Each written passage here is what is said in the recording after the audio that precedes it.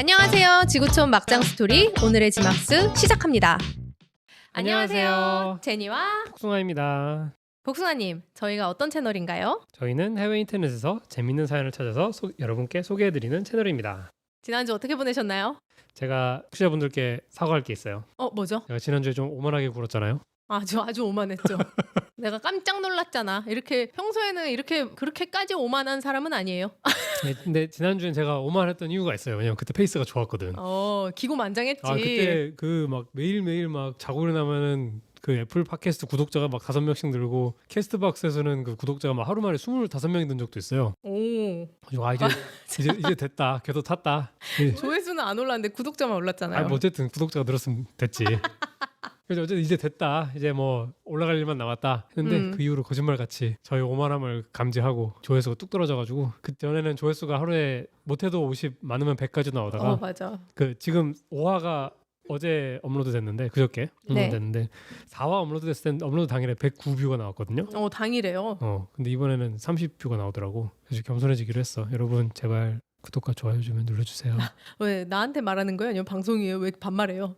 구독과 좋아요 좀 눌러주세요. 혹시 이걸 팟캐스트로 듣고 계시다면 혹시 저희를 어여삐 여기신다면 유튜브 채널도 한번 들어가서 좋아요 눌러주시고 반대로 유튜브에서 듣고 계시다면 팟빵이나 팟캐스트 한번 검색하셔가지고 거기서도 좋아요 한번 눌러주세요. 이 팟캐스트의 존속을 위해서. 아무튼 그렇습니다. 그렇군요. 이게 조회수가 떨어진 이유가 있었구만. 그러니까 나의 오만함을 이게 하늘이 감지했어. 세상에 이렇게 플래그를 세웠네요. 지난주에 아주 제대로. 요새 요즘 내가 맨날 아주 침대에 누우면 아주 피곤해요. 아침 저녁으로 누워가지고 자려고 하면은 왜 조회수가 안 오를까? 여보. 구독자가 하나도 안 늘었어. 막 이러면서 징징거려가지고. 요 한 5일 정도 구독자도 하나도 안 오르고 아주. 유튜브 초심자셔서 모르는 것 같은데 원래 바로 이제 나의 오만함이 드릉드릉 나간다. 유튜브 이제 처음 해보셔가지고 모르시나 본데 원래 이게 쉽게 늘지 않아요. 꾸준히 하다 보면 늘겠죠. 그렇겠죠. 여러분의 응원과 구독과 좋아요가 필요합니다. 사랑을 주세요. 사랑을 마음으로만 하시지 마시고 구독과 좋아요를 꼭 부탁드립니다. 일단 마음으로라도 사랑해 주시기 바랍니다. 자, 그럼 오늘 첫 사연 뭐부터 할까요?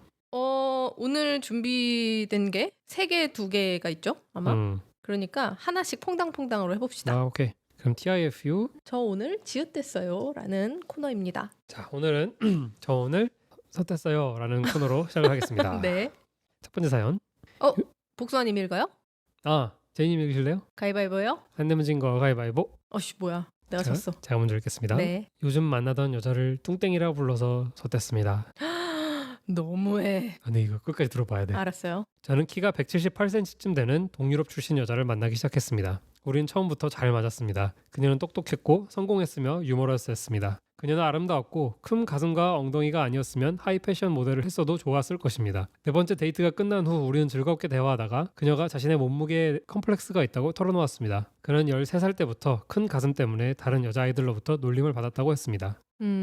그렇죠. 10대 때는 2차 성징이 일어나면서 가슴이 커지면은 그때 놀림을 많이 받죠. 남자든 여자든. 남자가 가슴이 커지면 무조건 놀림 받고. 아니 그러니까 남자 아이들로부터든 여자 아이들로부터든 놀림을 많이 받죠. 그녀는 제 이상형이었고 그녀도 저를 정말 좋아했습니다. 저는 그날 밤 행복하게 집으로 돌아갔습니다. 저는 그녀와 손자를 보는 상상까지 했습니다. 야심차게 의역하셨네요. 우리나라에서는 이게 뭐 손만 잡아도 손자 이름 짓고 있다 그러잖아. 그렇죠, 맞아요. 그래서 이걸 어떻게 말아먹었냐면 저는 어느 날 아침 내 남은 인생을 행복하게 즐길 준비가 된 상태로 일어났습니다. 저는 핸드폰을 집어 그녀에게 좋은 아침이라고 말하려 했습니다. 저는 빠르게 문자를 치고 보냈습니다. 저는 굿 모닝 달링이라고 보냈다고 생각했지만 오타가 나서 달링이 D가 F로 오타가 나서 달링이 farling이라고 쳐졌고 아이폰 자동 수정 기능이 그것을 fatling이라고 고쳐서 보냈습니다. 저는 제가 꿈에 그리던 이상형의 여자가 어린 시절 몸무게에 대한 컴플렉스를 가졌다는 사실을 저에게 고백한 다음 날 좋은 아침 뚱땡이라는 문자를 보낸 것입니다. 저는 그녀가 너 지금 씨발 뭐라 그랬냐? 라고 하기 전까진 무슨 일이 일어났는지도 몰랐습니다. 도저히 해명할 방법이 없었습니다. 저는 제가 그런 말을 할 리가 없지 않느냐고 이해해달라고 싹싹 빌었지만 그녀는 들을 생각이 없었습니다. 저는 다시는 그녀를 만나지 못했습니다. 진짜? 저는 음. fat링이라는 말을 쓰지도 않습니다. 도대체 누가 그런 단어를 쓰나요? 일단 이 fat링이라는 단어에 대해서 좀 설명을 해볼까요? fatling 해서 fat이라는 뚱뚱하다라는 말에 링이라는 뭐 어미를 붙인 건데 흔히 쓰는 말이 절대 아니죠. 아마 요즘 어린이들 사이 유행하는 말도 아닐 거고. 아니겠죠? 어. 근데 어린애들 사이에서 유행하는지 아닌지는 사실 잘 모르긴 하는데 이 사람이 말한 게 도대체 누가 펠링이라는 단어를 쓰냐. 난 그쵸. 그런 말을 들어본 적도 없다. 네. 이게 뒤에 링 붙이면 이제 예를 들면 오리 새끼는 더클링이고 맞아. 뭐 그런 식으로 아니면 그게 좀 의역이 돼가지고 뭐 누구의 하수인 하면 어쩌고 링 이렇게 붙일 수도 있고 그렇군요. 누구의 꼬봉 뭐 이런 식으로. 근데 펠링이라고 하면 그냥 뚱땡이라고밖에 번역이 안 되는 것 같아요. 그렇겠네요. 어떡해. 근데 좀 너무 안 됐다. 그러니까 이상형을 만났는데 어떡해. 아니 이게 오타를 D를 F로 팔링이라고 쳤는데 그거를 달링으로 고쳐주는 게 아니라 어떻게 팔링으로 고쳐줄 수가 있죠? 이래서 오토코렉트 그 자동 보정 기능을 쓰면 안 돼요. 아니 근데 이게 한글에서는 아마 조금 더 뭐라 그래야 되지? 좀 더 좀 더 어려운 것 같아요. 한글은 이제 존댓말도 있고 반말도 있고 막 어미의 변용이 워낙 다양하니까 이게 오토코렉트를 켰을 때 더 불편하더라고 오히려. 그 자동 보정을 그러니까 자동 교정을 한 거를 내가 그걸 다시 고쳐야 돼. 그러니까 그래가지고 되게 불편한데 미국에서는 사실 영어는 그런 게 아니니까 되게 이걸 많이 쓰는 것 같더라고요. 근데 나는 이 오토코렉트 때문에 난 사고 영상들을 너무 많이 봐가지고 그래요? 그런 게 많이 있어요? 막 이런 식으로 뭐 엄마한테 갑자기 욕을 한다던가 자기가 욕하려고 그런 게 아닌데 그런 걸 너무 많이 봐가지고 이 기능을 도대체 누가 쓰나. 많은 사람들이 쓸 겁니다. 아마도. 저는 이제 갤럭시 쓰는데 오타를 내면은 자동 수정까지는 아니더라도 위에 추천 단어가 뜨잖아요. 그래요? 그 영어를 쓰면 타이핑하면은 위에 추천 단어가 떠요. 진짜? 내가 반쯤 치면 위에 뭐가 뜨는지. 저는 그것도 꺼놨어요. 그래요? 네. 전 영어랑 제가 스페인어 공부도 해가지고 스페니쉬도 위에 뜨는데. 올라? 올라, 꼬마스타스. 근데 아는 거 거기까지. 근데 이제 그러니까 내가 오타를 제일 첫 글자에 내면은 첫 글자는 잘 안 고쳐주더라고. 첫 글자가 한 단어의 맨 첫 그러니까 알파벳? 여기서처럼 달링을 팔링으로 오타를 쳤잖아요. 그럼 이 알고리즘이 F로 시작하는 단어들을 막 찾나 봐. 그래가지고 F로 시작하는 단어들을 찾다가 가장 이상한 단어인 팔링으로 바꿔준 거야. 무슨 말인지 알았다. 그렇구나. 그렇게 된 것 같아. 전 스페인어 공부하면서 스페인어를 모르니까 내가 스페인어를 오타 아닌 오타를 진짜 많이 내는데 네. 첫 번째 글자를 틀리면 뭐 추천 단어에 제가 원하는 단어가 절대 안 떠요. 그건 되게 치명적이다. 근데 오타를 첫 글자만 안 내리라는 법이 없잖아요. 그러니까. 근데 왜 그럴까? 많은 개발자분들 힘내주세요. 몰매를 맞을 말을 한 것 같아 내가 지금. 안타깝네요. 근데 뭐 내가 이거는 뭐 여기에 대해서 코멘트 하는 그런 종류의 사연은 아니지만 어쨌든 안타깝다. 뭔가 뭐 인연이 아니었던 거지 뭐. 그렇죠. 그냥 어떻게 근데 이렇게 서로가 완벽하게 잘 맞는데 그냥 인연이 아닌 거지. 그러게요. 되게 한 번쯤 근데 이거를 왜 설명을 못하지? 좀 구구절절 하더라도 일단 설명해볼 수 너무 화가 없었을까? 나가지고 들을 생각도 안 하고 그냥 차단해버렸다는 것 같은데. 그럴 수 있겠네요. 이거 상황이 그렇잖아요. 내가 어젯밤에 내가 살쪄가지고 고민이다라는 얘기를 했는데 다음날 바로 자기를 뚱땡이라 불러버리니까. 근데 일단 자기가 싹싹 빌었다고 했잖아요. 근데 안 들었다고 했으니까 일단 그 빌었을 때 빌 때 자 내 얘기를 한번 요얼 리슨 하고 믿기 힘들겠지만 이런 일이 있었다. 그러면서 이제 달링을 이제 F로 잘못 쳐가지고 펄링이라고 했을 때 얘가 어떻게 오토코렉터 하는지 막 보여줘야지. 아니야? 그거 그조차 아니야? 말할 수 없었나 보지 뭐. 안타깝네요. 안타깝네요. 안타깝다는 말밖에 안 나오네. 그렇네요. 자, 다음 사연은 내가 나쁜 놈인가요? 사연인데 제가 두 가지를 골라왔어요. 하나는 나름 해피엔딩 업데이트까지 있는 완결된 이야기예요. 그리고 하나는 다소 논쟁적이고 아직 업데이트를 제가 기다리고 있는 사연입니다. 둘 중에 뭐부터 들으실래요? 사연 보지 마세요. 그러면 해피엔딩부터 들읍시다. 알겠습니다. 나중에는 피 터지게 논쟁하려고. 자, 아내가 성형수술을 한 후 더 이상 매력적이지 않다고 솔직하게 말한 제가 나쁜 놈인가요? 내 아내는 최근에 성형수술을 받았습니다. 우리는 그것에 대해 의논했었고 나는 반대했습니다. 하지만 근본적으로 내가 내릴 수 있는 결정은 아니었습니다. 그러니까 남편은 반대를 했지만 어쨌든 와이프는 한 거죠. 그녀는 이제 이상하게 생겼습니다. 저런. 얼굴에서 지방을 빼고 입술에는 필러를 넣고 목주름 리프팅 그 외에도 내가 알 수 없는 여러 가지를 했습니다. 아 너무 싫다. 그녀는 내가 보기에 이제 불쾌한 골짜기 같은 느낌입니다. 소름이 돋습니다. 아내는 이제 완전히 회복되었고 우리가 일상으로 돌아가길 원합니다. 내가 섹스를 시작하는 것 같은 거요. 나는 그렇게 하긴 했지만 예전만큼 자주는 아닙니다. 그리고 내가 섹스를 시작할 때도 조명을 가능한 한 어둡게 합니다. 아이고 얼마나 보기 싫으면. 그니까 몇 달이 지났지만 나는 여전히 그녀를 쳐다보는 게 무섭습니다. 당연히 그녀도 눈치를 챘습니다. 그녀는 내게 무슨 일이 있는 건지 말해달라고 계속 귀찮게 굴었습니다. 나는 일이 피곤하다거나 그냥 내가 좀 지친 상태라고 말했습니다. 진실을 제외한 모든 것들을 다 말해봤습니다. 착하다 그래도. 착하죠. 네. 아니 그리고 그쵸. 이게 어쨌든 너무 상처가 될 거라고 생각하니까 말을 계속 여러 가지 다른 이유들을 대봤나 봐요. 그녀는 울면서 나에게 바람을 피우고 있냐고 물었습니다. 나는 아니라고 했어요. 그녀는 내 핸드폰을 보여달라고 했습니다. 나는 잠금을 해제하고 건네주었습니다. 아내가 무언가를 찾을 걱정은 전혀 없었습니다. 찾을 게 아무것도 없었으니까요. 그녀는 1시간 동안이나 내 핸드폰을 뒤적거렸지만 아무것도 발견하지 못했습니다. 그녀는 내가 왜 변했는지 설명해달라고 했습니다. 나는 그냥 요새 별로 재미가 없다고 말했습니다. 내가 한 어떤 말도 그녀에게 충분하지 않았습니다. 그녀는 계속 캐물었고 나는 마침내 사실을 말했습니다. 그러나 가혹하고 잔인할 정도로 솔직하게 말하지는 않았습니다.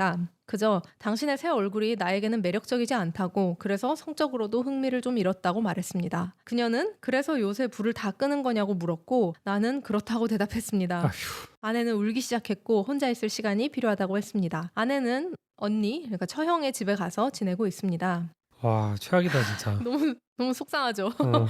이 일이 일어난 이후로 나는 정말이지 온갖 욕설을 다 들었습니다. 아내의 언니는 내가 아내의 외모를 모욕한 개새끼라고 했습니다. 아내의 친구들은 모두 내가 나쁜 놈이라고 생각합니다. 나는 아무 말도 하지 않으려고 노력했습니다. 그녀를 매력적으로 보려고 나 자신에게 강요할 수는 없는 노릇입니다. 나는 아직 아내를 사랑하지만 아내의 얼굴은 그냥 정말 이상합니다. 그녀는 이제 제 오원소에 나오는 파란 외계인 같습니다.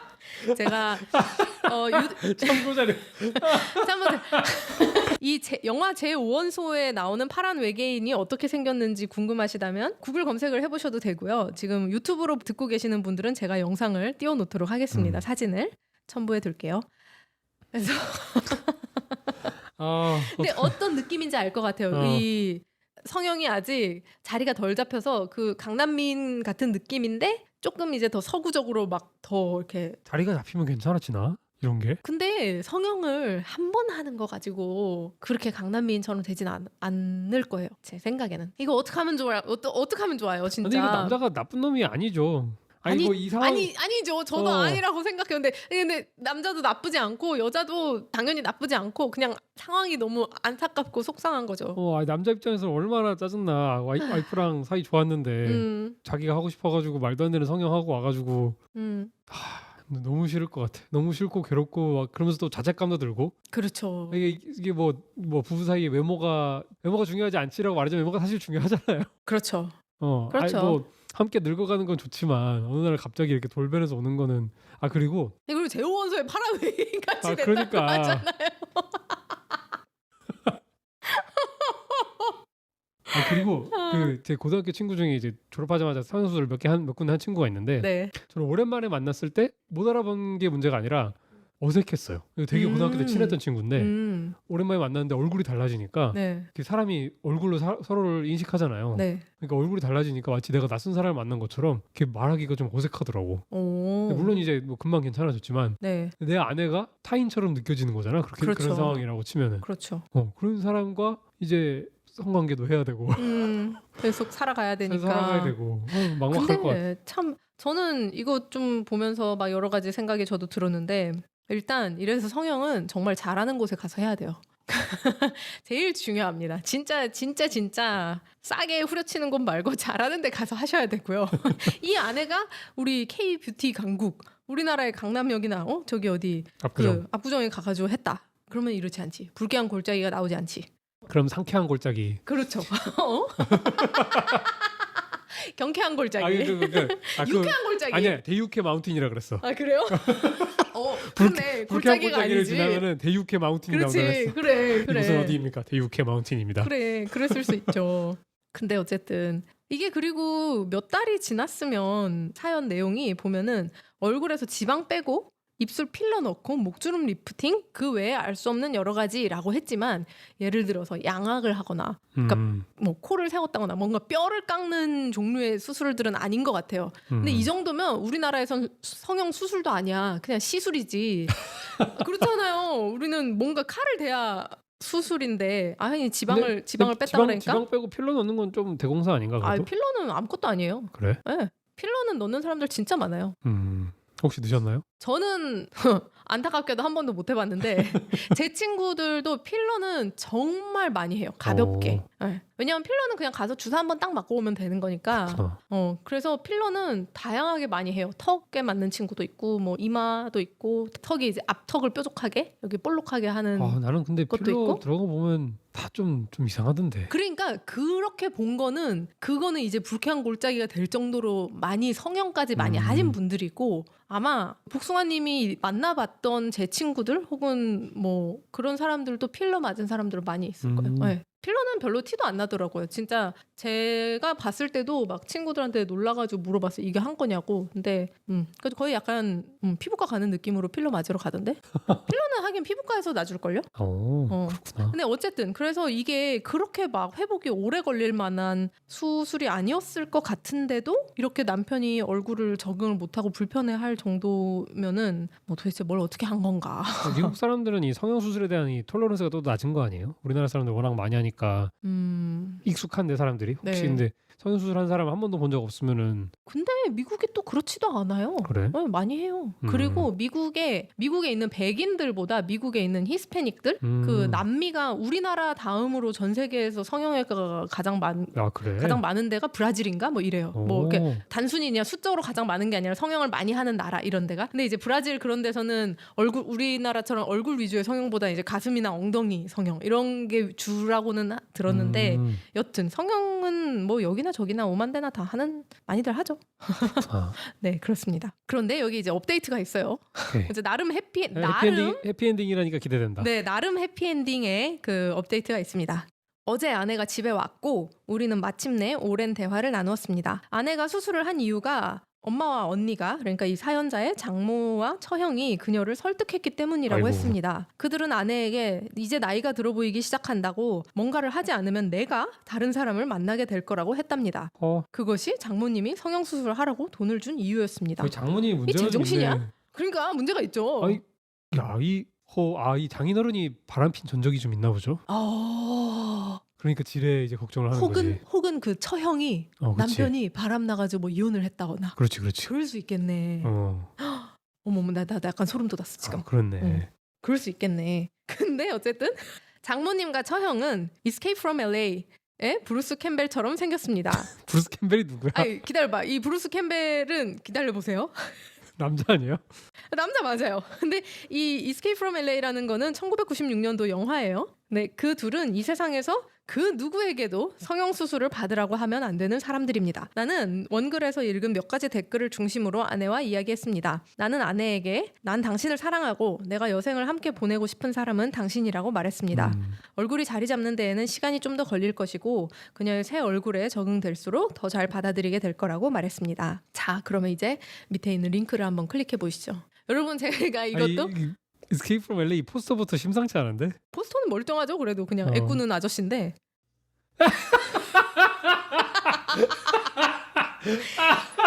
자, 이 Escape from LA의 브루스 캠벨이 어떻게 생긴 얼굴인지 제가 지금 유튜브에는 이 참고 사진을 올려둘 거고요. 팟캐스트에는 댓글이나 이런 걸 첨부할 수 있는 기능이 있나? 오늘 나오는 참고 자료가 궁금하시다면 유튜브를 유튜브로 오시던가 아니면 저희 이메일로 문의 이메일을 보내주시면 저희가 답장으로 다 보내드리겠습니다. 그럼 그냥 구글링을 하시는 게 빠를지도. 야, 근데 영화 내용이 뭐길래 이런 캐릭터가 있지? 그러니까 그건 남자야. 무슨 느낌인지 알 것 같다. 성형수술 많이 하면 약간 이런 모양. 근데 그러니까 그 백인이 성형수술 많이 한 백인이 딱 이런 느낌인 거 알겠죠? 맞아. 돈 많은 백인 아줌마들 이렇게 생겼어. 맞아. 그리고 이제 막 할리우드 영화 배우들 중에 진짜 막 한 80대 할머니인데 막 성형 엄청 많이 해가지고 딱 요렇게 된 얼굴이야. 그러니까 장모와 처형이 이 지경이 된 사람들이야. 그러니까 성형에 대해서 절대 아무한테도 권해서는 안 되는 사람들이야. 본인들은 예쁘다고 만족하니까 자기도 하라 그랬겠지. 뭐 그럴 수 있죠. 그리고 같은 성형외과로 가라 그러지 않았을까? 안 돼. 이게 자기들이 해보고 만족스러우니까 이제 야 여기 잘하더라 여기 가봐라. 못 그래서 살아. 거기서 했을 거야. 그러니까 남편도 그 아내도 지금 브루스 캠벨에 한 발짝 다가간 거 아니에요. 근데 그 제오원소 파란 외계인이랑 닮았다? 그러니까 이 아름다웠던 나의 아내가 그 원래 모습을 잃고 브루스 캠벨에 한 발짝 다가갔으니까 다가오고 얼마나 있어. 짜증나. 그러니까 아, 이거를 이 사람이 원작 그 원글 작성자가 이제 글에다가 업데이트에다가는 그냥 이제 브루스 캠벨처럼 생겼습니다 했잖아요. 그 업데이트의 댓글에다가 누가 이 링크를 친절하게 올려놨어. 레퍼런스 해가지고 그래가지고 그 밑에서 사람들이 아 이거 찾아놔줘서 고맙다 이러면서 아 너무 웃겼네. 끔찍하다. 이거 브루스 캠벨은 안 돼. 저는 그렇게까지는 안 할게요. 예? 아 아니 뭐 지금은 할 생각 없는데 더 나이 들면 하고 싶어질지도 모르니까. 아내는 내게 얼굴 보건술을 받을 수 있을지 확인해 보길 바라냐고 물었고 나는 하마터면 소리를 지를 뻔했습니다. 내가 절대로 바라지 않는 게 있다면 아내의 얼굴이 지금보다 더 망가지는 것입니다. 나는 아내에게 제발 그냥 좀 내버려 둘 순 없냐고 했습니다. 내가 지금 얼굴에 적응하게 해달라고 말이죠. 우리는 약 3시간 동안 이야기를 나누었고 앞으로 아내의 엄마와 언니가 우리 삶의 어떤 결정에도 관여하지 못하게 하기로 했습니다. 아내는 이제 더 이상 얼굴에 손대지 않고 내게 적응할 기회를 주기로 했습니다. 우리는 부부 상담을 받을 거고 아마 개별 상담도 받을 것 같습니다. 나는 매일 그녀에게 내가 여전히 아내를 매력적으로 생각한다는 것을 보여주려고 노력할 것이고 그녀 또한 내가 그녀를 그 모습 그대로 사랑한다고 할 때 내 말을 믿기 위해 노력할 것입니다. 훌륭하죠. 훌륭하다. 정말 훌륭하죠. 근데 이런 정도 아내를 정말 사랑하나 보다. 이런 정도는 그러니까. 회복이 될 것 같아. 그럼요. 이런 의지면 충분히 회복. 그리고 둘의 관계도 회복이 되고 저는 아내의 얼굴도 당연히 회복이 될 거예요. 성형이 사실 몇 달이 지났다고는 해도 뭐 어떤 종류의 성형인지 어떤지 뭐 모르지만 그 자리를 완전히 진짜 내 것처럼 자리 잡는 데는 시간이 좀 걸린단 말이죠. 우리는 장모님과 처형에게 당분간 연락을 끊겠다고 말할 것입니다. 우리는 그 두 사람을 차단하고 우리 둘의 일을 먼저 해결한 후에 언젠가 그들을 다시 우리 삶에 들어오게 할 겁니다. 도움을 주신 모든 분들께 감사드립니다. 근데 진짜 이 차단해야 된다. 해야죠. 이 자기 멀쩡한 부부 사이에 이렇게 그러니까 완전 빅동을 던져. 남편을 의심하게 만들고 맞아. 그리고 그 의심에 대한 해결책도 구려. 그러니까. 뭐 차라리 탐정을 붙여봐라 이런 거면 오히려 나았을 것 같아. 아니 근데 뭔가 남편이 이미 수상한 짓을 했어. 그래가지고 야야야 바람난 거거든요. 네가 더 예뻐져서 성형하고 가라. 이것도 그러니까. 아니야. 그냥 어머머머 너 이제 나이 들어 보인다. 그대로 있으면 이제 뭐 박서방 바람난다. 이렇게 한 거야 지금. 차라리 운동과 미치는- 필라테스를 권하지. 그러니까. 그리고 그 장모님과 처형도 운동과 필라테스는 안 해본 거야. 안 한 되게 사람이지. 머릿속으로 상상도를 그리고 있어. 이제 이렇게 그 마인부 체형의 그 마인부요. 마인부 아세요? 드래곤볼에 마인부라고 있거든요. 네. 마인부 검색해 보세요. 마인부 체형의 똥똥한 금발 백인 아줌마들. 근데 얼굴은 브루스 캠벨이야. 마지막 추신이 있어요. 하나 덧붙이고 싶습니다. 이렇게나 많은 남자들이 이상한 파란 오징어 여인 패티시가 있는 줄 몰랐네요. 저한텐 영 아니지만 뭐 취향 존중합니다. 이렇게 끝나는 사연이었어요. 제 5원서에서 이 파란색 여인도 나름 약 그런 뇌세적인 느낌으로 나오는 거 아닌가? 맞아요. 아니 이 제오원소에서 이 파란 외계인은 정말 매력적인 캐릭터, 가수로 나오는 가수, 거야. 디바예요. 디바. 인간이 낼 수 없는 천상의 목소리를 맞아, 가진 맞아. 뭐 그런 이제 디바로 나오고 그래서 실제로 이 파란 외계인 디바가 공연하는 장면에서는 극 중에 영화 속에 나오는 그 관객들이 전부 다 정말 넋을 놓고 홀려서 바라보는 그런 장면으로 나온단 말이에요. 그리고 이 배우가 아니라 이 파란 외계인은 이상한 촉수가 좀 달려있긴 하지만 그리고 파란색이긴 하지만 얼굴은 사실 예뻐요. 좀 그 약간 성형한 것처럼 뭐 분장을 좀 한 것 같긴 한데 그래도 어쨌든 예뻐요. 여기까진 괜찮아 내 생각엔. 근데 브루스 캠벨은 아니지. 그거 같아. 약간 조커가 조커 분장을 지우면 이렇게 될 것 같아. 브루스 캠벨? 최근에 최신 조커 말고 히스레저 조커 말고 네네네. 그 80년대 배트맨 영화 거기 나온 조커가 조커 분장을 지우면 브루스 캠벨이 될 것 같아. 근데 조커 분장을 지우고 거기에 이제 턱이랑 광대랑 이마를 더 부각시키면 매력적인 여성 외계인은 다 파란색으로 나오는 것 같아. 내가 본 그런 또 것 뭐가 중에 있죠? 그 제니님 모르는 매스 이펙트라는 게임이 있는데 게임이야? 오케이. 거기서 이제 종족 이름을 까먹었네. 파란색 외계인 종족이 나와요. 근데 다 여성이고 다른 종족과 결혼을 해서 자식을 낳으면 자기 종족이 나와. 오. 근데 그 설정이 되게 재밌는 게 그 종족이 되게 많이 나오는데 크게 4개의 종족이 있는데 이 파란 종족 말고 인간 뭐 머시기가 있는데 네. 이 세 종족이 다 이 파란 외계인에게 매력을 느껴요. 오. 그리고 너네보단 우리를 닮았지라고 얘기해. 그러니까 다 뭔가 약간 이 파란 외계인이 환각을 씌워가지고 약간 사이렌 같은 거구나. 그래가지고 다 야 걔가 뭐 인간을 닮았어 우리 크루거를 닮았지 아니 무슨 크루거를 닮아 인간을 닮았지 서로 막 이렇게 싸워. 거기서도 이제 그 게임에서 그 가장 매력적인 디바가 그 파란 외계인 종족이야. 오. 근데 인터레스팅. 이거를 약간 오마주했을 수도 있겠다. 그럴 수도 있겠네요. 그리고 뭐 옛날부터 외계인 하면은 파란색, 초록색 이런 게 많았으니까. 아마. 야 근데 아내가 파란 외계인인 건 좀 싫네요. 아무리 노래를 잘해도. 뭐 제가 파란색이 되진 않을 거예요. 걱정하지 마세요. 파랗게 질려도 사랑해. 네? 어? 우. 저런 아재 개그 어떻게 하면은 고칠 수 있죠? 우. 부지병입니다. 어떻게? 근데 불치병 맞는 것 같아요. 이제 그냥 받아들이고 살고 있습니다. 점점 심해질 겁니다. 그 사실도 받아들이고 살고 있어요. 여러분은 나의 남편, 내 아내가 파란 성형을 외계인이 된다면? 파란 외계인이 아니야. 성형을 어디까지 해도 받아줄 수 있는지. 근데 복숭아님은 제가 어디까지 하면 받아줄 수 있을 것 같아요? 일단 하나는 받아줬다.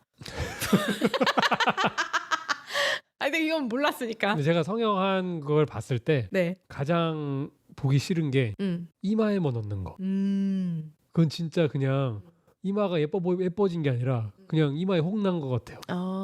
그리고 코 수술도 지나치게 높고 단단하게 그런 좀 분필 들어갔다고 얘기하거든요.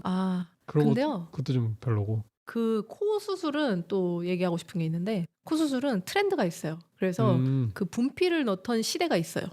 네, 분필 시대가 있고 코끝 이제 그 민효린 씨 연예인 민효린 씨의 등장으로 버선 코가 유명했을 때는 강남에 다 이렇게 코끝이 이렇게 진짜 버선 코처럼 착 올라간. 그래가지고 코끝에만 뭐 귀에서 연고를 떼서 넣는다든지 막 이런 거. 야, 근데 트렌드 쫓아가려면 계속 건드려야겠네. 그렇게 계속 건드리니까 연예인들 얼굴이 브루스 캠벨이 되는 거죠. 브루스 캠벨이 되죠. 근데 실제로 그 당시 그래서 옛날에 그 분필처럼 성형 그게 한 진짜 막 90년대나 막 2000년대 초반이나 뭐 아마 이렇게 그러니까 성형 수술이 막 많이 될 때 초반에 분필코가 유행이었단 말이에요. 그러니까 그때 했던 사람들은 되게 나중에 많이 그 이제 분필코 그 이후에는 분필코의 시대가 지나간 후에는 다들 그 코만 보면은 코에 분필 넣냐 하고 놀리고 막 자기가 봐도 이제 더 이상 예뻐 보이지가 않잖아 그게. 그렇지, 그러니까 다 가가지고 뭐 보건 수술은 아니고 그냥 재수술하고 제거술. 다르게 재수술하고 많이들 그랬다고 하더라고요. 그렇습니다. 그래서 이마랑 코 아니면 돼요? 다 하세요. 근데 저는 이마랑 코는 안 할 거예요. 사랑하니까 다 하세요. 내가 자신 있다고 해줘야지. 저도 시간이 걸릴 수 있지만 아니 사랑하니까가 아니라 불 끄고 하면 되니까. 나는 나는 예쁘니까 안 해도 된다 이렇게 자기 말해줘야지. 예쁘니까 안 해도 되지 당연히. 그건 아니에요. 맞아요. 뭐가? 예스야 노야. 한국식이야 영어식이야. 사랑해. 근데 저는 이마랑 코는 진짜로 할 마음이 없고 뭐 예쁘지 않아도 마음에 듭니다. 제가. 근데 약간 턱에 필러는 한번 맞아보고 싶어. 사각턱 필러 이런 거. 근데 턱 관절 필러를 맞으면 여기 근육이 약간 입을 잘 못 벌리더라고요. 이렇게 용용용용용 이렇게. 그러면 근데 밥을 먹겠나? 그래가지고 고기를 못 씹어요. 한동안 못 씹더라고. 그 필러기가 빠질 때까지. 근데 그러니까 여기 근육이 이제 좀 평소에 이제 이 근육을 뭐라 그러지? 이 턱 관절 근육? 뭐 몰라. 여튼 오케이. 근데 어쨌든 그 입을 뭘 많이 씹어가지고 발달이 되는 근육이니까 이걸 안 씹으니까 쏙 들어가가지고 턱이 너무 예쁜 거야. 전혀 내 말을 공감하지 못하고 있네. 그렇구나. 턱이 예뻐지는구나. 참나. 그렇습니다. 어쨌든 그래서 그거 한번 나중에 기회가 되면 해보고 싶어요. 오케이. 나 절대 안 했으면 좋겠는 성형수술 하나. 네. 양악수술. 안 하겠지만. 안 하겠죠. 네, 안 합니다. 양악수술은 진짜 그것도 턱을 줄이는 방법이잖아요. 그렇죠. 뭔가 좀 되게 그거야말로 진짜 불쾌한 골짜기 들어가는 것 같아. 근데 사실 이게 왜냐하면 양악 수술은 사실 성형 수술이 아니란 그렇죠. 말이에요. 의료 수술이죠. 의료 수술이고 진짜로 부정교합이 심한 사람들이 그걸 치료하기 위해서 하는 건데 그게 어느 순간 성형의 단계로 넘어가 버렸어요. 그러니까, 그 성형의 멀쩡한 영역으로 사람들이니까. 넘어가 가지고 멀쩡한 턱을 양악 수술을 해가지고 막 그렇게 너무 근데 그리고 제가 아는 지인이 양악은 이제 하악과 상악 두 개를 다 하는 게 양악이잖아요. 근데 하악 수술을 한 지인이 있는데 그분의 얘기를 들어보니까 정말 너무 괴롭대요. 아프고 회복 음. 과정이 길고 여기를 아예 쓰지를 못하니까 아래 턱을 쓰지를 못하니까 한 회복하는 내내 몇 주 동안 정말 빨대로 그냥 미움만 삼키다시피 해야 되고 근데 뭐 어쨌든 너무 아프고 괴롭대요. 그래서 필요하지 않은 과도한 성형은 지양하는 게 걸로. 좋지 않겠나. 이렇게 마무리해 보도록 할게요. 여러분들은 어디 성형을 하고 싶은지, 어디 성형을 하면 안 되는지, 어디 성형까지 받아줄 수 있는지. 받아줄 수 있는지 댓글로 남겨주세요. 자, 세 번째 사연. 이것도 제가 읽을게요. 이번 사연도 저 오늘 됐어요 사연입니다. 오늘 돛을 부러뜨리는 바람에 됐습니다. 이거는 약간 그 문체가 좀 달라요. 이 TIFU가 자기가 얼마나 웃긴 짓을 했는지 올리는 게시판이다 보니까 달필들이 많거든요. 제가 그 느낌을 최대한 살리기 위해서 번역을 좀 열심히 해봤습니다. 네. 고추. 많은 남성들의 자신감의 근원이자 절대 고장나지 않기를 바라는 신체 부위. 하지만 나는 오늘 내 부러진 분신과 함께 병원에 앉아있다. 아니 목소리는 왜 깔아? 매일 아침 나는 모닝글로리와 함께 일어나는데 매번 그것이 내 몸으로부터 탈출하려는 듯한 감각을 느낀다. 내 고추가 헐크가 되어 헐크 스매시로 몸을 부수고 나가고 싶어하는 듯한 감각이다. 너무 강렬한 감각이라 피부가 갈라지는 것 같은 느낌을 받는다. 고추가 되게 큰가 봐요. 이게 원래는 별로 안 큰, 원래는 그냥 일반 사이즈인데 커지면은 엄청 커지나? 뭐 그 피부가 좀 이렇게 얇은가? 그런가? 아무튼 절박한 심정으로 나는 이 감각을 해소할 수 있는 비법을 개발했다. 거기를 가볍게 눌러서 뚝 하고 푸는 것이다. 손에서 뚜둑 소리를 내는 것과 같은 것을 저 아래에 하는 것이다. 아주 만족스러운 기분이라 고추 뚜둑은 내 매일 아침 모닝 루틴이 되었다. 손 두둑은 아시다시피 이렇게 손 관절 꺾어가지고 뚜둑뚜둑 소리 내는 거. 근데 그거를 그걸 이제 이제 고추에 하는 거죠. 고추로 그게 가능해요? 뒤에 참고 자료가 있습니다. 어. 오늘 아침은 조금 이상하기 시작해서 0.5초 만에 악몽으로 끝났다. 난 늘 하던 대로 거기를 가볍게 눌렀고 익숙한 해방감을 느끼길 기대하고 있었다. 하지만 그 대신 나를 맞이한 것은 극한의 고통이었고 나는 걷어차인 강아지 마냥 지저댔다. 내가 내려봤을 때 본 그것은 어떤 남자도 보고 싶어하지 않는 광경이었다. 내 고추가 마치 사악한 어떤 힘에 의해 뒤틀린 듯 부어있었다. 패닉 모드 발동! 내 여자친구는 바로 행동에 나서서 나를 응급실에 보냈지만 그곳에서 마주할 수치심을 상상하며 내 영혼은 죽어가고 있었다. 간호사 의사들과 얘기한 것은 여자친구였지만 솔직히 말해서 이걸 어디서부터 설명해야 하는가. 영화과도 같은 기다림은 간호사가 내 사과만하게 부풀고 짙은 보라색으로 먹드는 고추를 관찰해야 한다는 수치심과 겹쳐졌다. 맞다. 진짜 사과만 했다. 사과요. 먹는 사과. 먹는 사과. 와우.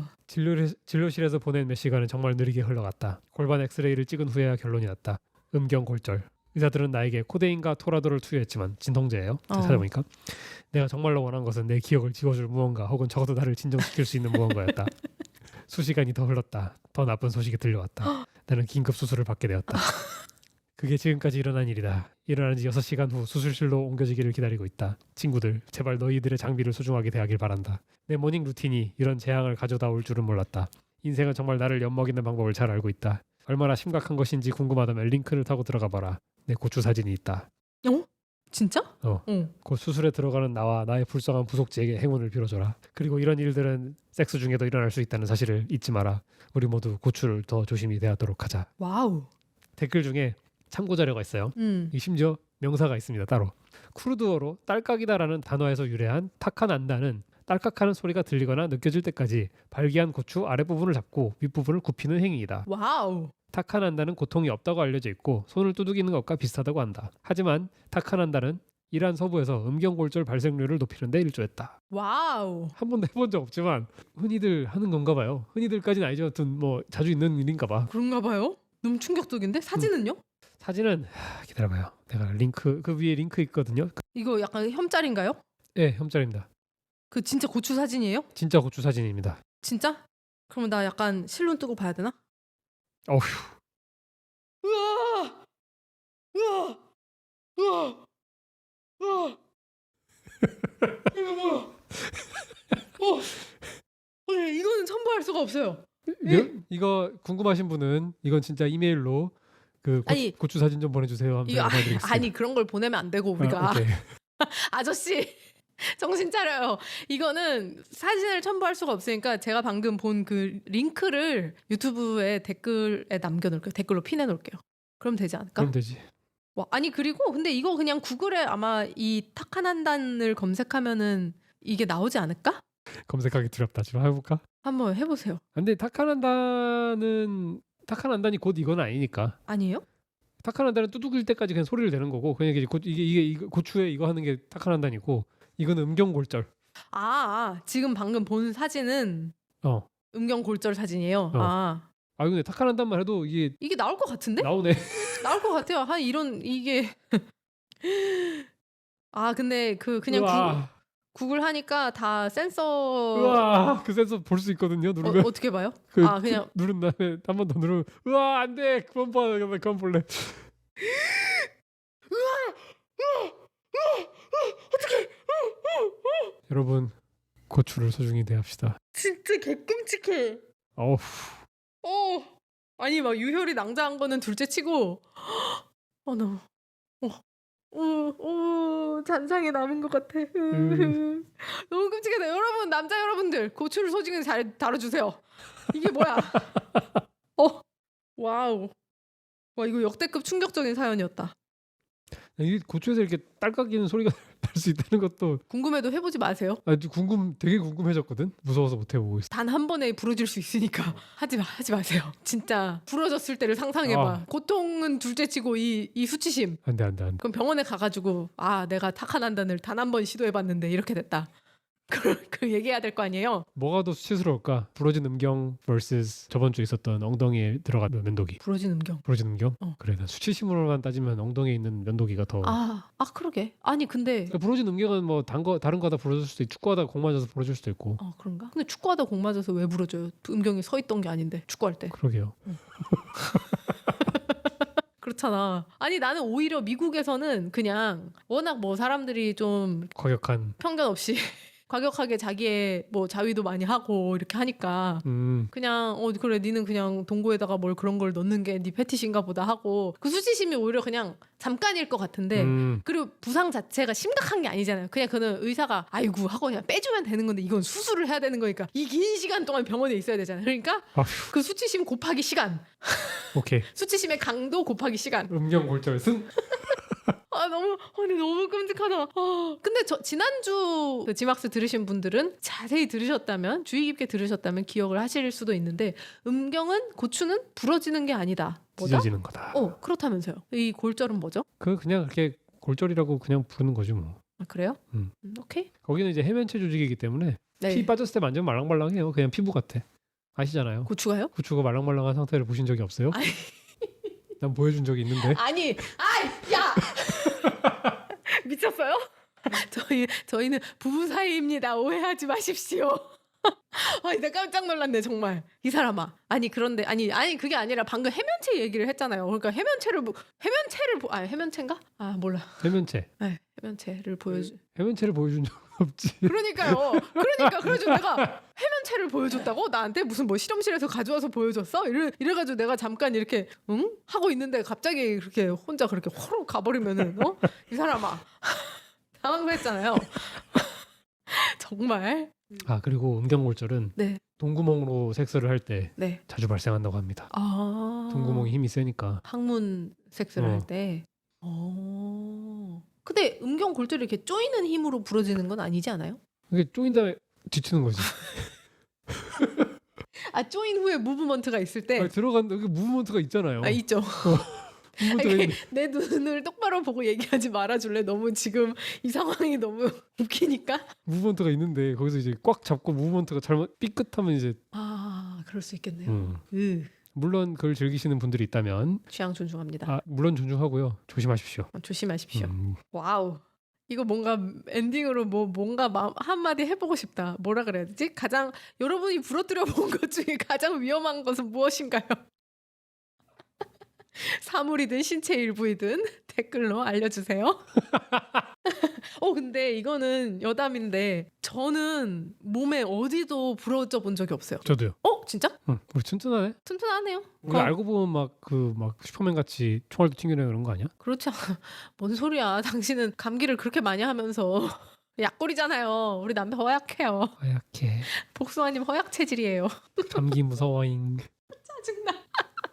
자, 그럼 다음 사연으로 넘어가죠. 다음 사연도 내가 나쁜 놈이야 사연인데요. 아주 다분히 논쟁의 그 소지가 있는 논쟁적인 그런 사연을 가져와 봤습니다. 오케이. 이거는 일단 저랑 복숭아님은 확실히 의견이 다를 수 그래? 있을 것 같아서 가져왔어요. 네. 내 엄마가 결혼식에 하얀 옷을 입을 거라고 생각하는 내 약혼녀에게 편집증이라고 한 내가 나쁜 놈인가요? 입니다. 나는 내 인생의 사랑인 클레어와 결혼을 2달 앞두고 있습니다. 우리 엄마와 클레어가 서로를 썩 좋아하지는 않는다고 생각합니다. 하지만 이건 미친 시엄마 이야기가 아닙니다. 우리 엄마는 아무것도 하지 않았어요. 그냥 둘이 같이 있을 때 좀 어색하고 뻘쭘한 거예요. 클레어는 우리 엄마를 좋아하지 않는다고 인정했고 우리 엄마도 자기를 좋아하지 않는 것 같다고 말했습니다. 나는 둘 사이에 실제로 어떤 무례함이 있었는지 주의 깊게 살펴보긴 했지만 뭐 그런 건 없었던 것 같고 안타깝게도 내가 그 두 사람을 서로 좋아하게 만들 수는 없습니다. 클레어는 내 엄마가 아직 드레스를 준비하지 않아서 화가 났습니다. 클레어의 가족과 친구들은 이 결혼식에 대해 너무나 기뻐하고 예비 장모님은 이미 몇 달 전에 드레스를 골랐습니다. 심지어 클레어와 빅 쇼핑데이를 가지기도 했습니다. 우리 엄마는 계속 시간이 없다고만 말하고 클레어는 이 일 때문에 너무 스트레스를 받고 있습니다. 왜냐하면 클레어는 엄청 완벽주의자여서 마지막 순간까지 일을 질질 끄는 걸 너무나 싫어하기 때문입니다. 근데 이제 이거는 미국식으로 생각을 좀 해야 되는 게 미국에서는 결혼할 때 드레스를 다 사잖아요. 웨딩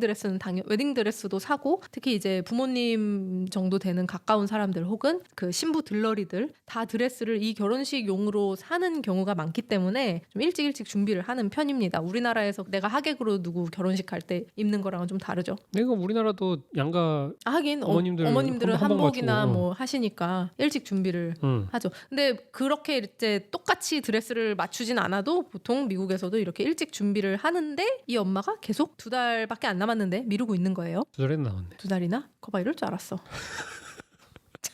정말.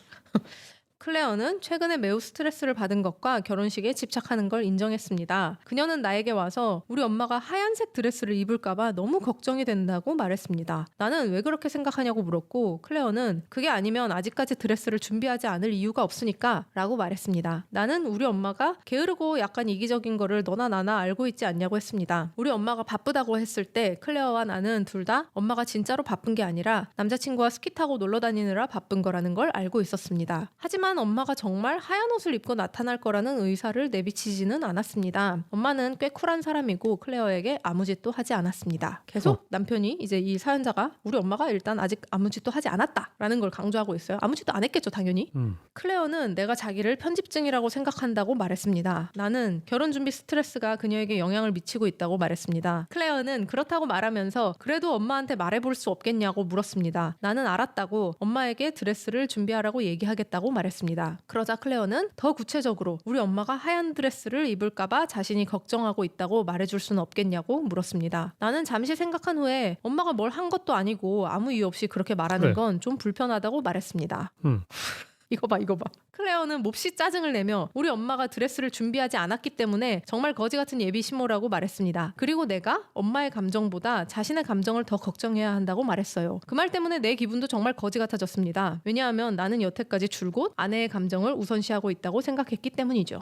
여기까지가 이게 어떻게 사연입니다. 논쟁적일 수가 있지? 그래요? 이 클레어가 미친 것 같은데? 왜요? 전 남편이 얘기를 해주는 게 맞다고 생각하는데요. 아이고 얘기는 해주는 게 맞죠. 근데 네. 아내가 그 우리 엄마가 드레스를 준비 안 해서 불편해서 빨리 좀 해달라고 하는 건 뭐 그럴 수 있죠. 근데 자기 멋대로 막 상상의 나래를 펼쳐가지고 니네 엄마가 하얀색을 입으려나 보다. 그래서 지금까지 안 하는 게 분명해. 뭐 이런 말도 안 되는 상상을 해가지고 이렇게 하면 난 완전 미친 것 같은데. 저도 클레어가 다소 그렇게 상상하는 게 뭐 그렇게까지 생각하나라는 생각은 하는데 근데 저는 이거를 그런 관점에서 보다는 어쨌든 지금 상황이 클레어가 너무 불편해하고 있잖아요. 이 엄마가 그럴까봐 실제로 그러든 안 그러든 그러면은 엄마한테 아니 일단 빨리 다시 한번 확인을 해주고 그리고 결혼 준비를 하면서 신경 쓸 게 얼마나 많은데 지금 여기에 계속 얘가 매몰돼가지고 아무것도 못하고 있으면 그냥 이 상황을 해결하기 위해서 뭐 얘기해 주는 게 그렇게 어려운 일일까요? 얘기하는 건 어려운 문제가 아니죠. 이거 네. 이 글쓴이도 이야기하겠다고 했으니까. 네. 근데 구체적으로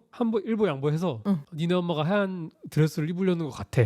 상상하는 것까지도 그래 걱정 많이 하다 보면 그럴 수 있지. 근데 어머니가 아직까지 어떤 제스처도 취하지 않고 그냥 말 그대로 게으르게 하고 있어서 그런 것 때문에 짜증 나는 것뿐인데 그거를 이제 자기 안에 확증을 확 해가지고 흰색 입지 말라고 딱 얘기하면은 남자 입장에서는 엄마한테 얼마나 민망해요. 그 여자 미국에서는 또 워낙 그 결혼식이 완전 신부가 막 이렇게 공주님 놀이하는 게 워낙 이게 일본적인 문화니까 네. 당연히 신부가 아닌 사람이 흰색 옷을 입는 게 얼마나 무례한 일인지 미국 사람이라면 당연히 알고 있을 거고 글쓴이도 당연히 우리 엄마가 알고 있을 거라고 상상을 하는데 그렇죠.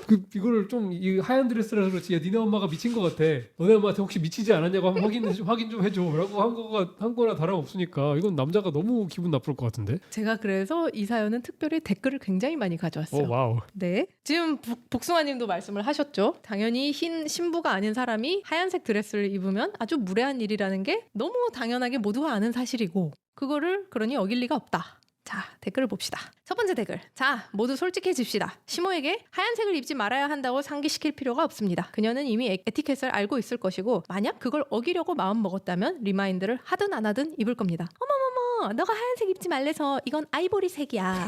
하지만 작성자가 민주적이고 성숙한 해결책을 원한다면 엄마에게 가르치는 게 아니라 도움을 주는 것 같이 대화를 시작해보세요. 예를 들어 엄마, 드레스 고르는데 진전이 있었어요? 혹시 도움이 될까 싶어 여러 드레스 사진을 보내주려고 생각했어요. 신부 들러리 드레스는 이 색깔이에요. 클레어의 엄마는 이걸 입을 거래요. 클레어 엄마랑 너무 세트처럼 보이는 게 싫으면 이 색깔은 피하도록 해요. 아, 그리고 물론 흰색 겨울은 당연히 안 되고요. 하하하. 이런 댓글이 있었어요. 아주 훌륭한 근데 댓글. 여기서 포인트는 그거예요.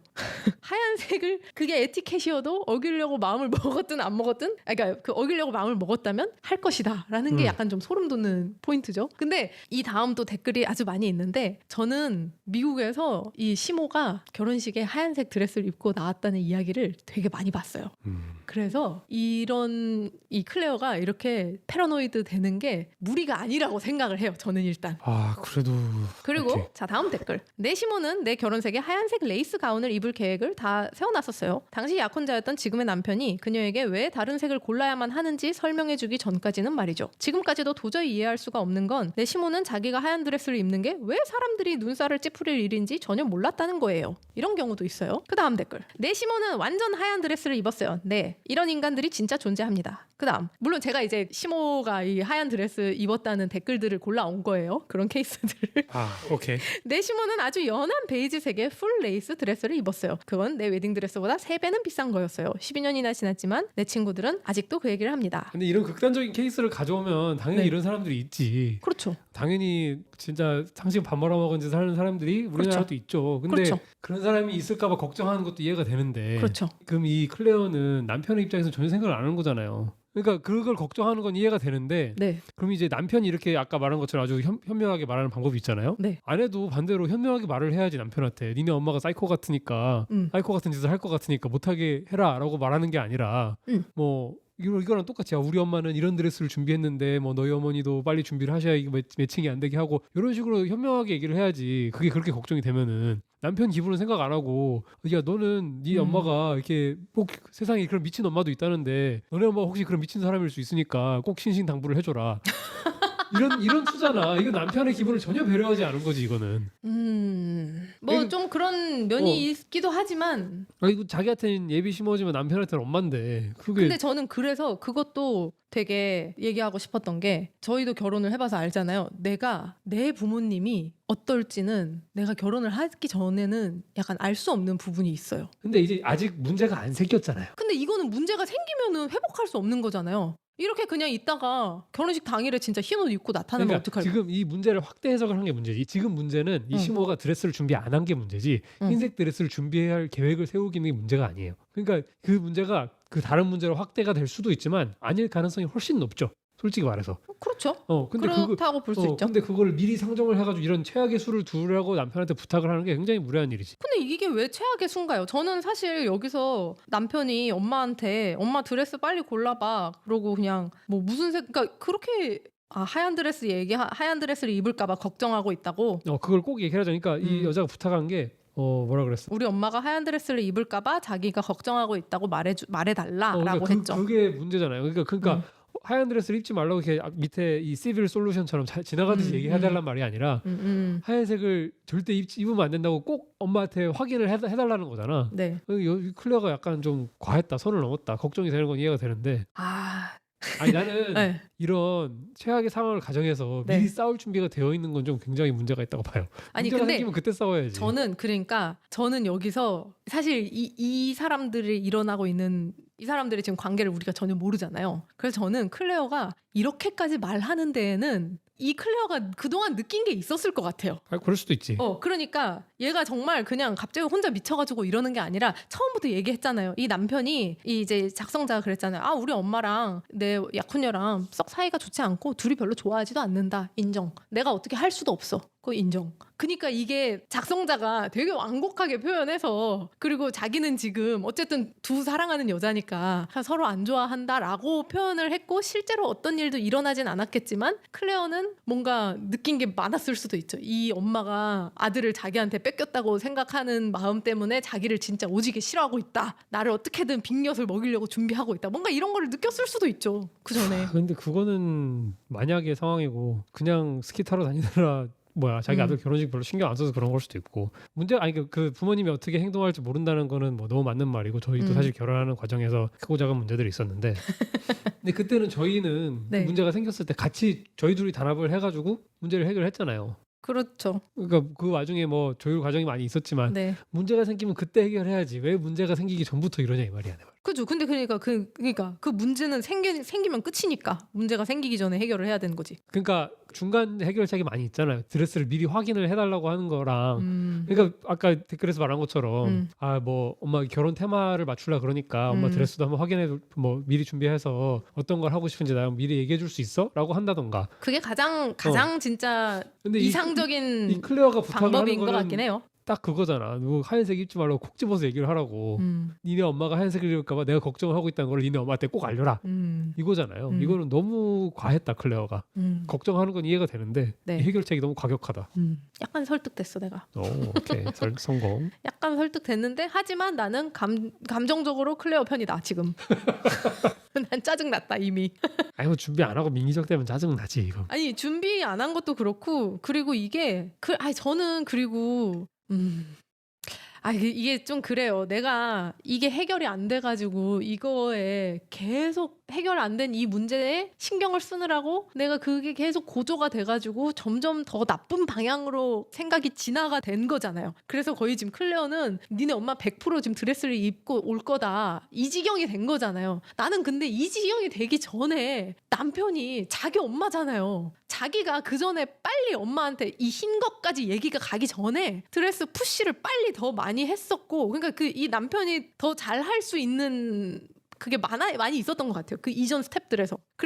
그래가지고 제가 계속 2단계까지 왔어. 이미 클레어가 자기는 이 지금 패러노이드를 멈출 수가 없는 단계에 왔어. 얘는 지금. 그러면은 2단계에서는 남편이 얘기를 해주는 게. 그러면 제니님이 클레어 입장에서 약간 상상의 나래를 펼치셨으니까 남편 입장에서 상상의 나래를 펼쳐볼게요. 계속 얘기를 할 때마다 엄마한테 얘기를 했어요. 드레스 빨리 좀 골라라. 또 얘기해. 또 엄마한테 얘기해. 드레스 아직도 안 골랐어? 얘기해. 엄마는 그때마다 알았어 좀 내일 할게. 알았어 내일 할게. 그러면 이제 남편 입장에서는 그 이상 더 얘기할 수가 없어요. 진짜 내일은 꼭 해야 돼. 알았어. 한다니까. 이러면 이제 또 그리고 또 한 일주일 지나고 또 전화하면 미안해 나 또 깜빡했다. 너 바빠서 못했어. 그럼 또 남편 입장에서는 그게 최선이야. 그 이상의 뭘 할 수가 없어. 그럼 또 엄마가 사겠다는데 어떡해? 알았어 내일 살게. 이렇게 말하잖아. 그러면 왜 아직도 안 샀어? 저번 주에도 그랬잖아. 이번 주에 진짜 살게. 이러면 더 이상 할 말 있어요? 없지. 근데 그러면은 나 같으면은 내가 남편이라면은 그렇게까지 엄마가 자꾸 계속 미루고 질질 끌면은 정말 몰라 화를 내든지 윽박을 지르든지 아니면은 정말 엄마를 붙잡고 뒷목을 잡고 끌고 가든지 해가지고라도 사게 만들 것 같아. 어쨌든 이 남자도 노력을 했을 수 있다. 나름의 노력을. 근데 여자가 자기도 좀 문제가 있다는 거 알아. 내가 자기를 편집증이라고 생각한다고 말했잖아. 그쵸. 이 작성자는 그런 말을 한 적이 없는데. 그치. 그러니까 자기도 알아. 자기도 좀 찔리는 거야. 아니 그렇죠. 그러니까 이 지금 클레어도 얘기를 했잖아요. 내가 지금 그 웨딩 준비 때문에 너무 스트레스를 받고 이것 때문에 결혼식 지금 완벽한 결혼식을 위해서 하고 싶어가지고 되게 집착하고 있다는 걸 인정도 했어. 아, 근데 여자들한테 이 완벽한 결혼식은 왜 이렇게 중요할까요? 뭐 모든 여자들한테 그런 건 아니에요. 한국은 네. 뭐 드레스 결혼식 막 예쁘게 하고 이런 건 있어도 여자가 막 완벽한 결혼식을 해야 되고 이런 거에 대한 집착은 없는 것 같아. 한국은 그게 왜 없는 줄 알아요? 한국은 결혼식이 다 똑같잖아요. 아, 웨딩 베뉴가 다르고, 그러니까 결혼식장이 다르고, 드레스가 다르고, 뭐 그런 세팅이 다르지만 그 이제 조립하는 게 다 똑같잖아요. 웨딩 플래너를 만나서 어떤 웨딩 별로 어긋날 게 식장을 없구나. 어긋날 게 없는데 미국은 결혼식장이라는 것도 없고, 그러니까 맨 처음부터. 그리고 웨딩 플래너가 물론 있긴 하지만 여기는 그러니까 베리에이션이 너무 많잖아요. 결혼식도 뭐 교회에서 할래, 야외에서 할래, 와이너리에서 할래, 뭐 어디서 강당에서 할래, 뭐 어디서 할래, 작은 결혼식 할래, 사람 얼마나 부를래, 음식 같은 것도 술도 그렇고 모든 게 다 완전히 그러니까 완전히 자기 맘대로 할 수 있으니까 더 그럴 것 같아요. 그리고 하나부터 열까지 본인이 계획하는 경우도 많고. 맞아. 아, 그렇죠. 대충 편하게 하면 참 인생이 편할 텐데. 그렇죠? 그런 마음으로 댓글을 단 분이 또 있어요? 내가 댓글 많이 가져왔어. 우리 엄마는 내 결혼식과 내 여동생의 결혼식에 같은 드레스를 입었어요. 엄마는 그 드레스를 너무 좋아해서 그렇다며 그걸 입어도 되겠냐고 나한테 물었어요. 드레스는 크림색이었고 꽃무늬가 있었습니다. 나는 당연히 된다고 했어요. 신부가 누군지 모두가 알잖아요. 엄마가 크림색을 입든 흰색을 입든 누가 신경 쓰겠어요. 그래. 이런 거로 왜 스트레스를 받나요? 이런 삶의 태도 얼마나 이 사람 정신 건강에 좋아. 자, 여기에 달린 댓글, 대댓글 뭐였는 줄 알아요? 뭐요? 야, 솔직히 말해서 일단 크림색이고 크림색 플러스 꽃무늬면 하얀 드레스가 아니다. 근데 저는 그거는 맞는 것 같아요. 그러니까 베이스가 크림색이고 거기에 오케이, 꽃무늬가 사실 덕지덕지 있으면 웨딩 드레스 같은 느낌은 전혀 아니잖아요. 그러니까 뭐 그리고 뭐 딴 사람 내시모는 연한 은색 드레스를 입으려고 했어요. 예, 그런 사람들이 진짜 있습니다. 근데 제가 이제 가져온 마지막 댓글은 저는 이게 그냥 이 글에 대한 가장 완벽한 해답이라고 생각해요. 요약이라고 생각하는데 작성자가 나쁜 놈이라고 생각하지는 않습니다. 하지만 엄마한테 그만 미루고 빨리 드레스를 사라고 말하세요. 당신의 엄마입니다. 당신이 말해야 돼요. 이건 맞지. 네, 이게 맞는 말이죠. 네. 근데 이건 맞는데 아까 네. 말한 것처럼 막 콕 집어가지고 막 그렇게 얘기하는 거는 그 엄마가 드레스를 사라고 독촉을 해서 네. 당일에 짜잔 하고 나타나면 뭐 답이 없지만 일주일 전에라도 막 나 이거 샀어라고 하면은 그때 싸우면 되는 거고. 근데 참 그러니까 자, 당신 T예요? 왜 그래요? 왜 내 마음을 이렇게 몰라줘? 그때까지 그러면은 나는 이 불안하고 해소되지 않은 이 불안함, 불길함 이거를 안고 있어야 되잖아요. 왜 이거 공감 못 해줘요? 맨날 나보고 T라고 욕하면서. 맞지? 할 말 없지? 와우, 오케이. 그러니까 제가 아까부터 계속 얘기했던 것도 저는 그래가지고 여기서 이 작성자가 그랬잖아요. 클레어는 내가 엄마의 감정보다 자신의 감정을 더 걱정해야 한다고 말했어요. 근데 그 말을 들으니까 나 되게 기분이 거지 같아졌다. 왜냐하면 나는 여태까지 아내의 감정을 우선시하고 있다고 생각했기 때문이죠. 라고 했잖아요. 근데 그러니까 클레어는 이 불안한 마음이, 이 불길한 마음이 해소가 안 되는 게 너무 싫은데 이 남편은 그걸 몰라주고 있는 거야. 우리 엄마가 진짜 하얀 드레스를 안 입을 거야 라는 게 문제가 아니라 이거 내가 막 표현이 안 되네. 막 손만 이렇게 움직이고 있어. 고부간의 갈등에 네. 가장 큰 뭐랄까 그 원인이 뭐냐면 남편은 자기 엄마를 자기 아내보다 혹은 약혼녀보다 훨씬 잘 알잖아요. 네. 혹은 엄마가 그런 사람이 아니라고 믿고 있고 네, 물론 이제 네. 뚜껑 까보면 또 다를 수 있지만 네. 그러니까 우리 엄마가 그럴 사람이 아닌데 말도 안 되는 걱정을 하고 있으니까 공감을 하려고 해도 안 될 수 있죠. 이 사람 머릿속에서는. 이거 그리고 아예 행동을 안 한 것도 아니고 엄마한테 몇 번 사라고 독촉을 이미 한 것 같은데 뭐 아무튼 그렇습니다. 지금 약간 1대1로 복숭아님이 이번엔 진 느낌인데? 이번 사연 되게 힘드네요. 힘들죠? 아 힘들어. 이거 진짜 저 잘 골랐죠? 잘 골랐네. 되게 딱 이거 뭔가 이건 지금 저 복숭아님 듣고 이런 반응 할 줄 예상했고 남편 편 들 거라고 예상했고 저는 읽으면서 막 바바바바바 이렇게 올라와가지고 아니 이러면서 둘 다 조금씩 설득이 됐네. 조금씩 설득이 됐어요. 네. 아주 평화로운 해결책. 근데 역시 이러나 저러나 사실 고부 갈등에서 가장 중요한 건 남편의 역할이에요. 진짜로. 뭐 그렇지. 네. 그러니까 어떻게 남편이 잘해야지. 아 여기 힘들겠다 어. 이 약혼녀와 엄마 사이에서. 근데 근데 참 지금 막 터지기 직전이잖아요. 터지기 직전이지. 안 터지면 좋겠다. 나 제발. 여기서 흰옷 진짜 시모가 입고 나온다? 그러면은 클레어랑 엄마는 당연히 손절이고 이 아들도 그 기로에서 잘해야 된단 말이야. 그 지경이 진짜로 되면. 아, 근데 얼마나 스트레스 받을까 이 남편. 자기는 이해하지 못하는 이 갈등이야. 아니 남편이 이해는 하지. 그러니까 하겠지. 이해를 한다는 게 어. 아 그치 그 결혼식 흰옷 입으면 안 되지. 이 이해와 드레스 흰옷 입고 나섰을 때 막 그 파국 막 그거를 우리 엄마가 저런 아니, 사람이었나? 그게 아니라 그거 아니야? 여자 입장에서 내가 흰 드레스 입고 내가 주목을 받아야 되는데 다른 사람이 흰 드레스 입고 와서 받는 그 감각을 머리로는 이해를 하지만 가슴으로 공감하지는 못할 수 있잖아요. 할 수도 있죠. 할 수도 있지만 못할 가능성이 더 높지. 그런가? 네, 오케이. 그러면 안 되지. 당연히 안 되지. 하지만 정말 안 되나? 뭐 잘 생각해보면 나는 상관없을 것 같기도 한데 뭐 우리 약혼녀가 뭐 싫다니까 그래 안 되는 거지. 뭐 이것도 이해해 주는 거다. 내가 납득은 안 됐어도 내 아내를 위해서 그래 네 말이 옳다라고 해주는 것도 이해해 주는 거잖아요. 남편이 이 정도 상황이면은 얼마나 힘들까. 자기가 생각하기엔 별로 중요하지도 않은 문제 가지고 아내가 이렇게 막 자기 엄마를 사이코 만들고 엄마는 답장도 없고 스키 타고 있고 스트레스가 얼마나 받을까. 아유 힘들었다. 네, 우리도 결혼 준비하면서 이런 문제가 많았잖아요. 뭐 몇 개 그렇죠. 있었잖아요. 사소한 갈등들이 있었죠. 근데 미국에 있다 보니까 그 갈등이 너무 힘들었어요. 맞아요. 시차가 안 맞아서. 맞아. 그 이 티키타카가 이틀 3일 걸렸어. 그게 내가 우리 집에 갔다 오고 우리 엄마가 나한테 뭐라 그러고 내가 그걸 제이님한테 얘기하고 그렇지. 제이님이 장모님한테 말씀드리고 그 장모님이 그 제이님한테 리액션을 하고 제이님이 또 나한테 말하고 내가 또 우리 엄마한테 얘기하는데 이게 왔다 갔다가 진짜 3일 걸려가지고 이 문제를 그 여러 가지를 조율하는데 아주 피곤했어요. 맞아. 아 근데 그때 저는 사실 초반에 이제 결혼 준비 시작하고 초반에 이제 그렇게 허둥거리다가 저희 오빠랑 제가 친오빠랑 통화를 하고 그때 저는 좀 많이 전략이 바뀌었던 것 같아요. 그때는 당연히 우리도 결혼이 처음이고 이걸 어떻게 또 외국에 있고 이 민감한 얘기들을 어떻게 전달을 해야 되나 그리고 뭐 고민을 많이 해가지고 이거를 가장 내가 머리 아프지 않게 전달하는 방법은 들은 말을 약간 이제 패러프레이즈만 해가지고 완곡하게 전달하는 거다. 그러니까 뜻이 그대로 가게라고 생각을 했단 말이에요. 표현을 내가 조금 가운데서 바꾸더라도 조율하려고 하지 말고. 그렇게 생각했단 말이에요. 처음에는. 그리고 뭐 저희는 둘 다 결혼식이 어차피 그냥 부모님 행사라고 생각을 좀 했었고 저희가 정하는 것도 중요했지만 부모님들 원하는 게 있으면은 뭐 크게 어긋나지 않게 가자 약간 이런 스탠스였기 때문에 그렇게 하려고 처음에 했었는데 그러니까 이제 뜻이 그대로 전달되게 했는데 그러다 보니까 이게 완전히 답이 없는 거야. 그래가지고 진짜 엄청 스트레스 받는다 이러고 있는데 그때 오빠랑 좀 통화를 길게 하면서 오빠가 그랬죠. 제니야 그냥 너랑 복숭아가 둘이 안 싸우는 게 제일 중요하다. 그때 왜냐하면은 그게 각자 부모님 때문에 우리가 각자 스트레스를 받았어요. 일단 1번이 내가 내 부모님 때문에 우리 엄마 아빠 이런 사람이 아닌데 결혼한다 그러니까 갑자기 왜 이러지? 약간 이런 거 있었고 복숭아님도 마찬가지로 그게 있었어요.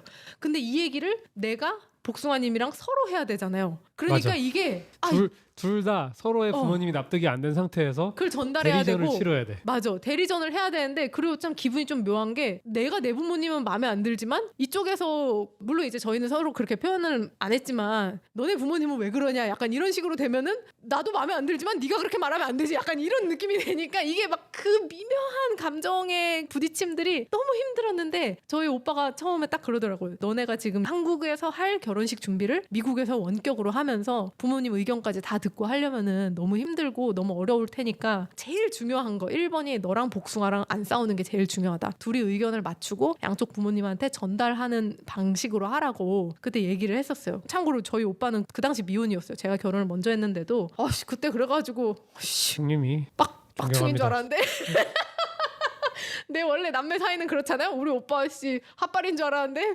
그래도 짬파가 있다. 삶에 연륜이 있다. 막 이러면서 나름 감탄을 했더랬죠. 그래가지고 그때 그 이후로 뭐 복숭아님은 또 어땠을지 모르겠지만 저는 그때 어쨌든 그 이후로 딱 좀 마음이 잡혔던 것 같아요. 이제 복숭아님이랑 안 싸우는 게 제일 중요하다. 그때 아마 초반에는 그래가지고 막 둘이 이렇게 행 등 돌리고 자고 막 그랬을걸요. 나한테는 어떤 변화가 있었냐면 똑같이 이렇게 대리전을 치르다가 아 내가 제니님을 통해서 우리 예비 장모님을 설득하는 건 말도 안 되는 일이구나. 그렇지, 그렇지. 이 전달의 게임이 절대 통할 리가 없구나. 그렇죠. 그래가지고 그 다음부터는 제가 저희 어머님의 요구 사항을 많이 커트했어요. 아예 전달을 안 했어요. 맞아. 그것도 중요했던 것 이게 같아요. 불가능하다고 판단을 하고 내 선에서 어떻게든 해결을 한다라고 하고 이제 내가 듣기에 납득이 100% 안 되는 거. 네. 그리고 제가 판단해서 요거는 조율의 여지가 있는 거는 전달을 하고 조율의 여지가 없이 저쪽에서 완강하게 한번 거부하셨거나 아니면 이건 거부하실 것 같다 하는 거는 제가 커트를 많이 했어요. 뭐가 있어? 그건 나중에 말씀드릴게요. 궁금한데? 저도 지금까지도 모르는 건가 봐요. 근데 여튼 맞아요. 그리고 그때 오빠가 했던 얘기 중에 아주 인상적이었던 거, 지금까지도 약간 모토로 삼고 있는 게 이 말 어떻게 들릴지 모르겠지만, 돈으로 해결할 수 있는 문제가 가장 쉬운 거니까 그걸로 스트레스 받지 마라. 근데 이게 결혼식 할 때는 정말 중요한 멘트였던 것 같아요. 저희가 부자도 아니고 대단히 막 갑부여가지고 정말. 근데 이 말이 어디 나오는지 아세요? 더글로리에서 하도영이 그 말을 하더라고요. 그 재평건설 하도영 씨가 돈으로 해결할 수 있는 문제가 가장 쉬운 문제라고. 근데 물론 저희는 그런 건 아니었지만, 오빠의 그 말의 요지는 뭐 돈 조금 더 보태가지고 양쪽에 원하는 거를 양가 부모님이 원하는 걸 들어줄 수 있으면 둘이 싸워가지고 너희 부부 사이에 감정 상하지 말고 그냥 해라, 이런 의미였는데 그것도 좀 도움이 많이 됐어요. 그래가지고 일단 저도 그때 이제 뭔가 부모님의 뜻이 어떤 걸까, 결혼식이 어떻게 돼야 되는 건가, 이런 생각보다는 그 이후로 우리 복숭아랑 나랑 싸우지 말고 이거 잘 해야지, 좀 이런 마음가짐으로 바뀌고 나니까 그때부터는 그래도 우리 둘이 으쌰으쌰 하면서 좀 잘 됐던 것 같아요. 맞아. 그죠? 아무튼 결혼하기 힘듭니다. 아니 결혼하기 그래가지고 우리도 그때 그랬을걸. 이거 힘들어가지고 2번 하겠나 이러면서. 기왕 한 거 다시는 못 하겠으니까 잘 살아보자. 앵간하면 계속 같이 잘 살자. 그러자. 그랬었죠. 여러분들 생각은 어떤지 이거 정말 꼭 댓글로 남겨주세요. 저 이거 너무 다른 사람들 의견도 너무 궁금해요. 이거는 특히 진짜. 이 사연에 대한 의견도 좋고, 혹시 뭐 본인이 겪었던 결혼식에 있었던 아주 트러블이나 이런 것도 공유해 주신다면 더 좋습니다. 댓글로 남겨주시기 민망하다면 이메일로 보내주세요. 이메일 주소는 마지막에 공개됩니다. 이메일 주소는 60초. 아니 정말. 자, 그럼 오늘 저희가 준비한 사연은 여기까지입니다. 이번 주도 재밌게 들으셨나요? 재밌게 들으셨다면 구독, 좋아요, 알림 설정 부탁드립니다. 부탁드립니다. 저희 팟캐스트는 유튜브, 애플 팟캐스트, 팟빵, 네이버 오디오 클립, 스포티파이, 그 외에 거의 모든 팟캐스트 플랫폼에서 들으실 수 있습니다. 여러분들 생각은 어떤지 댓글도 많이 남겨주세요. 저희 팟캐스트에 대한 의견이나 사연 제보도 해주시면 더욱 좋습니다. 저희 이메일 주소는 gmaxcast@gmail.com gmaxcast@gmail.com입니다. 저희는 다음 주에도 더욱 흥미진진하고 재밌는 사연들로 찾아뵙겠습니다. 그럼 다음 주에 만나요. 안녕.